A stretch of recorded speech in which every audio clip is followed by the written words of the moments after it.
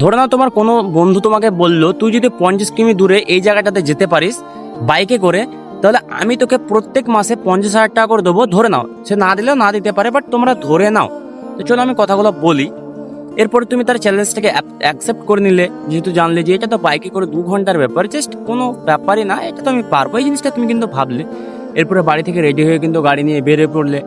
এরপরে কয়েক কিমি যাওয়ার পরে দেখলে রাস্তাতে অনেক জ্যাম লেগে আছে। তখন কি তুমি বন্ধুকে ফোন করবে, না ঘুরে বাড়ি চলে আসবে? বাড়ি চলে আসবে না, যেহেতু জানো যে আমি ওই জায়গাটাতে যদি যেতে পারি তাহলে আমাকে প্রত্যেক মাসে 50,000 টাকা করে দেওয়া হবে। তো সেই জন্য যেহেতু তুমি জাস্ট একটু ওয়েট করে নেবে যে রাস্তার জ্যামটা কখন খুলবে। তো এই জ্যামের গল্পটা কিন্তু তোমার আর আমার লাইফের মতোই বটে। আমরা জানি ইউটিউব থেকে টাকা দেওয়া হয়, ফেসবুক থেকেও টাকা দেওয়া হয়, ইনস্টাগ্রাম থেকে প্রমোট মারলে টাকা দেওয়া হয়। বাট আমরা এই জিনিসটাও জানি যে আমরা যদি ভিডিও বানাই তাহলে কিন্তু টাকা পাবো না, প্রথম প্রথম পাবো না। তো জাস্ট আমরা যখন বাইকটা চালাচ্ছিলাম তখন আমার নিজের তেল ছিল, নিজের বাইক ছিল, নিজেরই সব কিছু ছিল।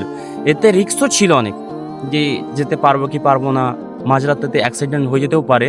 তো ঠিক বস, এই ইনস্টা, ইউটিউব, ফেসবুক, এই লাইফটাও কিন্তু আমাদের। আমরা এখন সাকসেস পাবো নাকি সেটাও জানি না, বাট আমরা ওই জ্যামটার জন্য যদি ঘুরে চলে আসি না, তাহলে কিন্তু আমরা লাইফে কিছু করতে পারবো না। ওর ওই জ্যামটার জন্য আমরা যদি একটু ধৈর্য ধরি তাহলে অবশ্যই লাইফে একটু আগে যাব।